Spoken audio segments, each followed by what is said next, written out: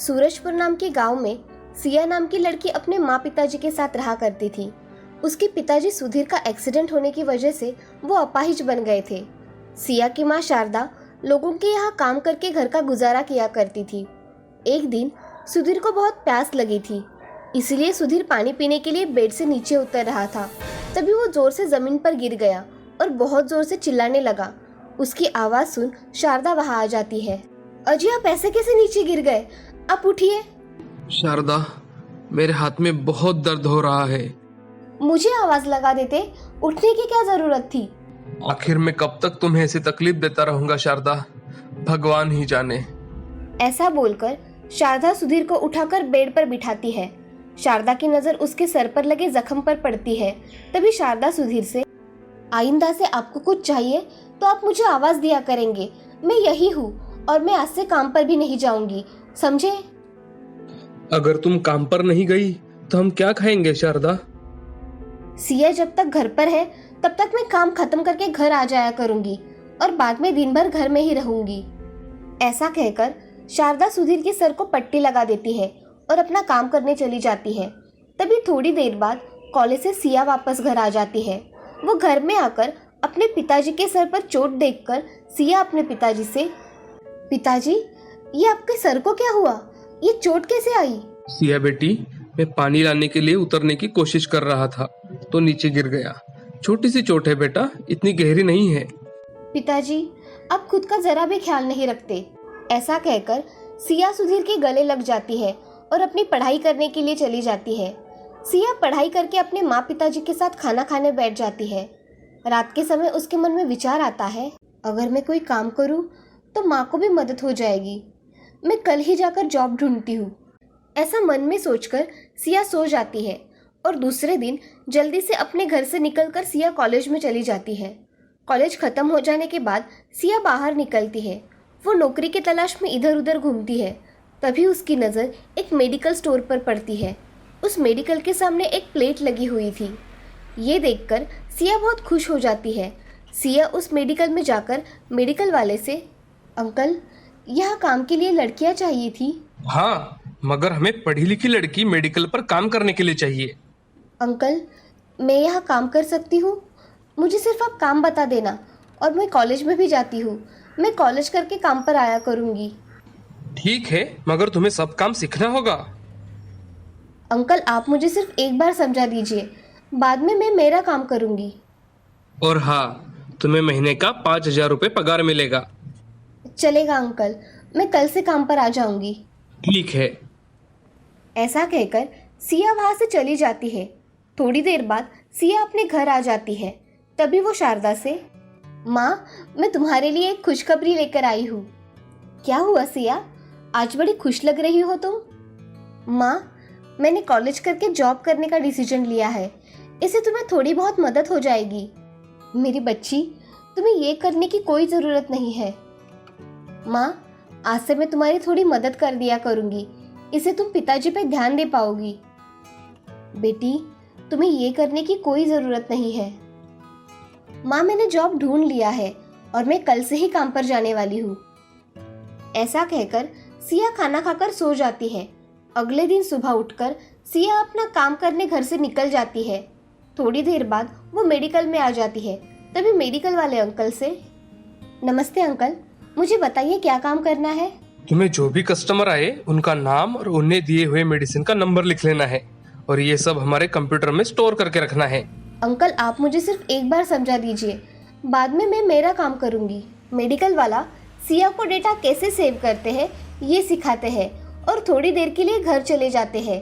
तभी सिया अपना काम मन लगाकर करती है। वो सब नई बातें सीख रही थी। उसका सीखने का जज्बा देख दुकान में काम करने वाला राजेश, तुम आज नई आई हो क्या इधर? जी, आज मेरा काम का पहला ही दिन है। अच्छा। ऐसा कहकर राजेश अपना काम करने चला जाता है। तभी वहाँ एक ग्राहक आकर कुछ सामान मांगता है। सिया को जो सामान पता था उसने जल्दी निकाल कर दिया, मगर कुछ टैबलेट उसको समझ में नहीं आ रही थी। तभी सिया ने राजेश की मदद लेकर ग्राहक को वो टैबलेट दे दी और उनका बिल बना दिया। सिया अब दोपहर के समय कॉलेज में जाने के लिए निकलती है। तभी मेडिकल वाला सिया से, आने में ज्यादा देर मत करना, नहीं तो काम से निकाली जाओगी। अंकल, मैं सिर्फ 3 घंटे ही कॉलेज में जाने वाली हूँ। मैं मेरा लेक्चर खत्म करके जल्द ही आ जाऊंगी। ठीक है, अगर लेट हुआ तो तनख्वाह कम मिलेगी। जी। ऐसा कहकर सिया कॉलेज चली जाती है। कॉलेज में जाकर सिया अपने क्लासेस अटेंड करती है और फिर से मेडिकल में आ जाती है। उसका आज का दिन तो अच्छा था। अब वो शाम के समय पर घर आ जाती है। तभी शारदा सिया से, आ गई बेटी तुम? आज पहला दिन कैसा रहा? माँ, आज का पहला दिन अच्छा रहा। मैं अभी खाना खाकर सो जाती हूँ, बहुत थक गई हूँ। हाँ बेटा, चलो खाना खाने बैठ जाते हैं। ऐसा कहकर सिया अपने घर वालों के साथ खाना खाने बैठ जाती है। अब हर रोज सिया काम पर वक्त से जाया करती थी। उसकी काम के प्रति लगन देख और उसके सीखने की चाह देख मेडिकल वाला खुश था। एक दिन मेडिकल में दोपहर के समय चोरी होती है। उस समय सिया मेडिकल में नहीं होती। उसे आने में देर हो जाने के कारण उसे कुछ नहीं पता था। अब मेडिकल मालिक सिया से, मैंने तुमसे कहा था ना कि मैं वक्त का बहुत पाबंद हूँ। आज अगर तुम मेडिकल में होती तो मेरे मेडिकल में चोरी नहीं होती। इस समय मेरा मेडिकल कभी भी बंद नहीं रहता, मगर आज बंद था। यही चोरों ने देखकर चोरी की है। मगर अंकल, मैंने कुछ नहीं किया। मेरी वजह से चोरी हुई है, ऐसा आपको लगता है? तुम आज 1 घंटा लेट आई हो और ऊपर से मुझसे जबान लड़ा रही हो। तुम जैसे गरीब लड़की पर विश्वास रखना ही मेरी गलती है। मगर राजेश भैया तो होंगे ना मेडिकल में? वो आज किसी काम से दोपहर से छुट्टी लेकर गया है और तुम होने के कारण मैंने इतना ध्यान नहीं दिया। ये सब सुन सिया की आंखों में आंसू आ गए। मुझे आने में देरी होने के कारण मेडिकल में चोरी हुई, मुझे माफ कर दीजिए। तुम कल से काम पर मत आना, मुझे ऐसे लोगों की कोई जरूरत नहीं है। ऐसा कहकर मेडिकल वाला सिया को वहां से चले जाने के लिए कहता है। तभी सिया बहुत रोने लगती है। उसे अब क्या किया जाए ये सोचता ही नहीं। ये देख सिया चलते चलते रास्ता भटक जाती है और एक मंदिर के सामने आकर खड़ी हो जाती है। ये देख सिया भगवान से, तुम्हें तो मेरी परिस्थिति पता है ना भगवान, मगर मेरी मदद कोई नहीं करता। इतनी मुश्किल से मुझे जॉब मिला था, अब मैं मेरे घर में क्या बताऊं? ऐसा कहकर सिया एक जगह बैठकर बहुत रोने लगती है। तभी उसके पास एक सोनिया नाम की लड़की आती है। उसे देख, हे, तुम सिया हो ना? मैंने तुम्हें कॉलेज में देखा था। हाँ, मगर मैंने तुम्हें पहचाना नहीं। मैं तुम्हें पहचानती हूँ, मैंने तुम्हें बेस्ट स्टूडेंट का अवार्ड लेते देखा था। अच्छा, मगर तुम्हें क्या हुआ है? तुम रो क्यों रही हो? मेरी जॉब चली गई है, इसीलिए मन बहुत उदास है। अच्छा, तुम चिंता मत करो, तुम्हारी समस्या का कोई ना कोई समाधान निकल आएगा। ऐसा कहकर सोनिया वहां से चली जाती है। सिया वहां ही बैठी थी। तभी एक औरत सिया के पास आकर, बेटी, ये लो ड्रेस तुम्हारे लिए।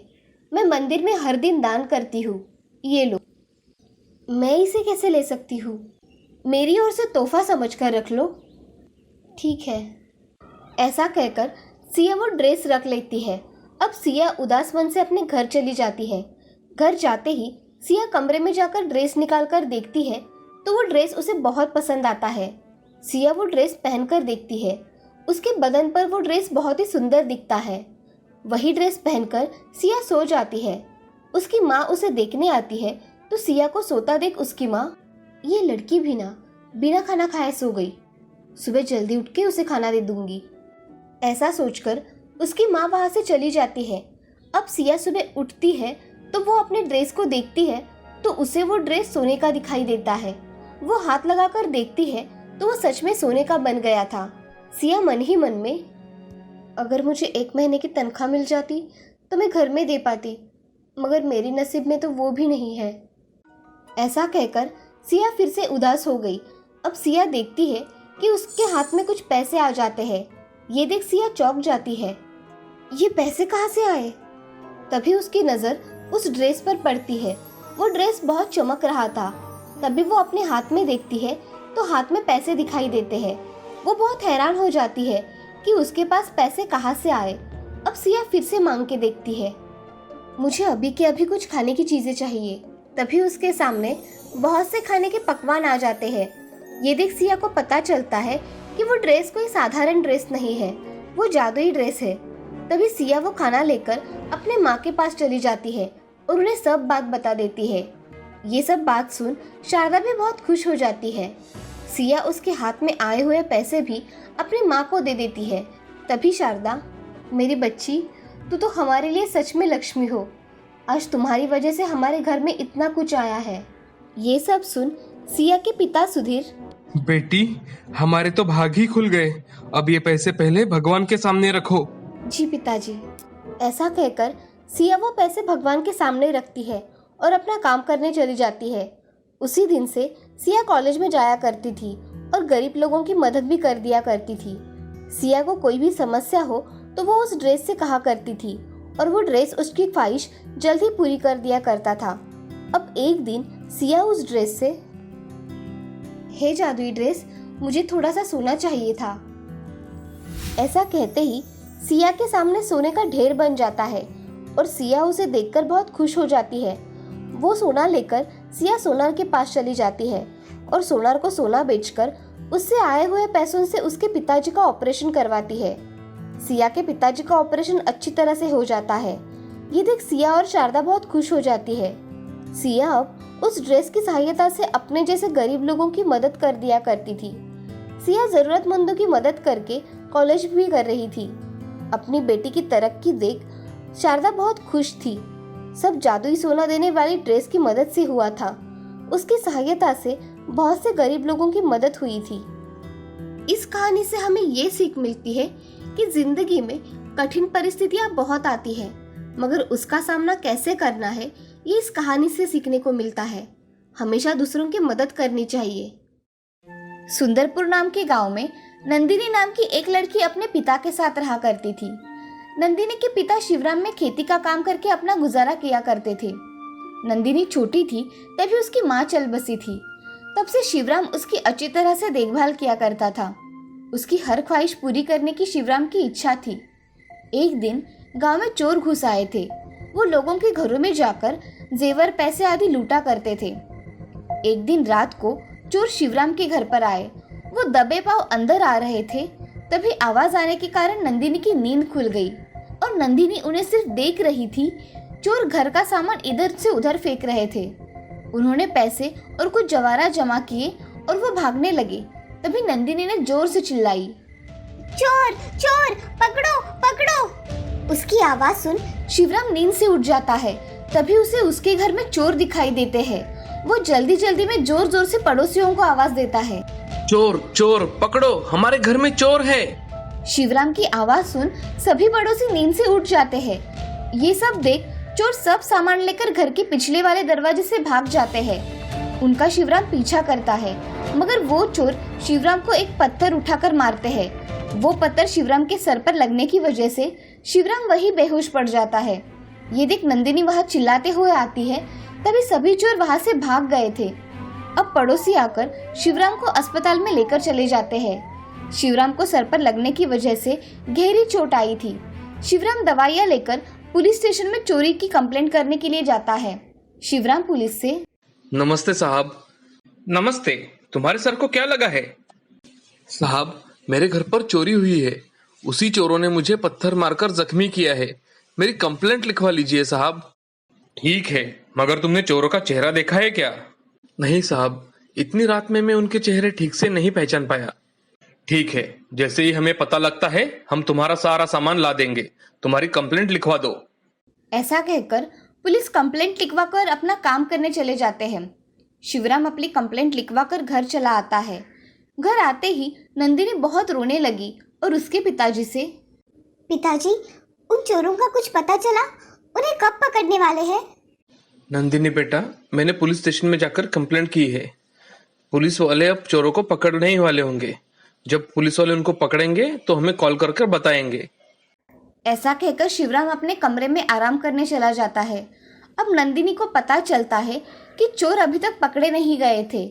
ऐसे ही बहुत दिन बीत जाते हैं, मगर चोरों का कुछ पता ही नहीं चलता।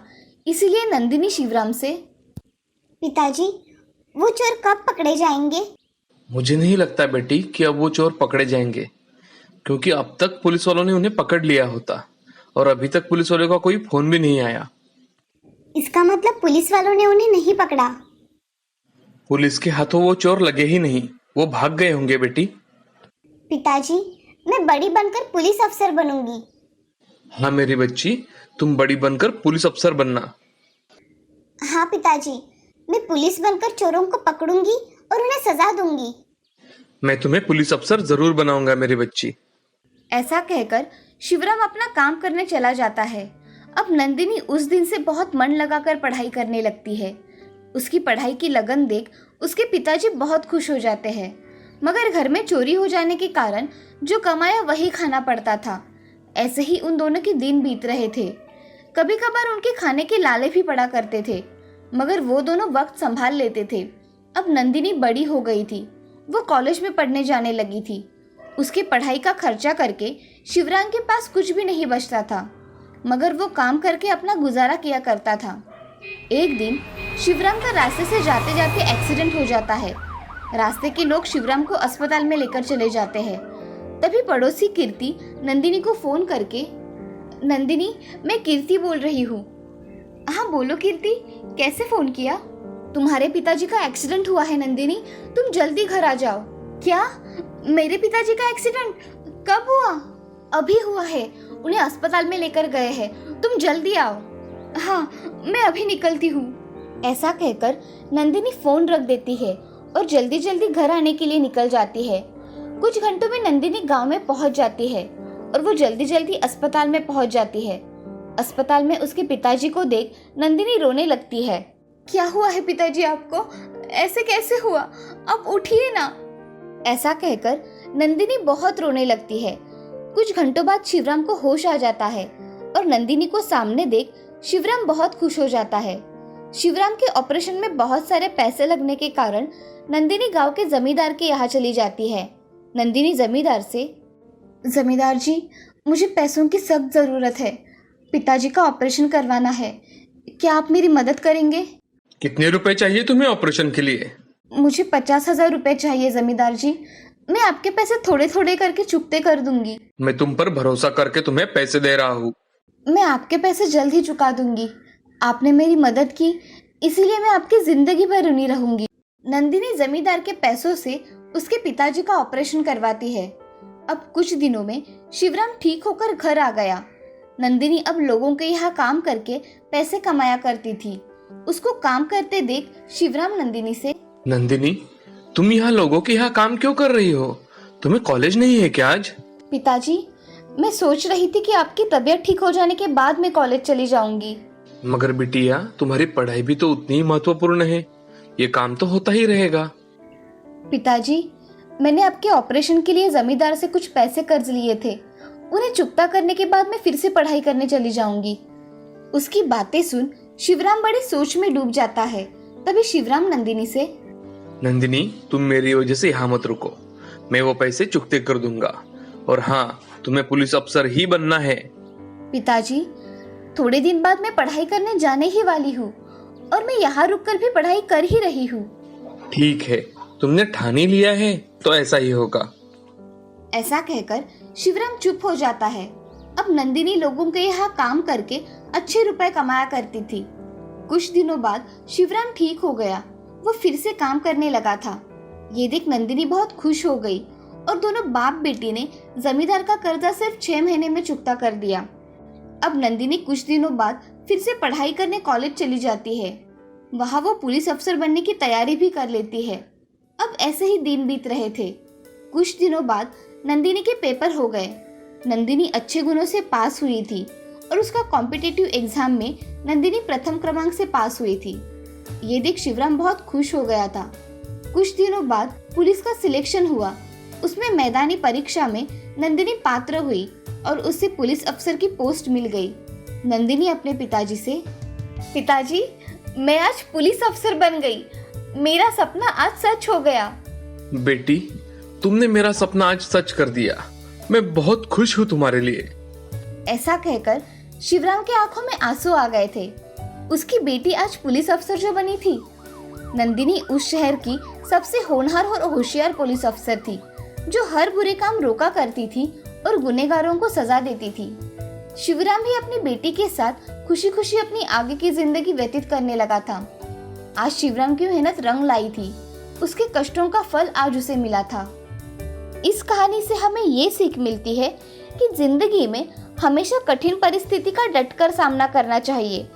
हर बुरे समय के बाद अच्छा समय भी आता है। कठिन समय में धैर्य से काम लेना चाहिए और अथक परिश्रम करने चाहिए।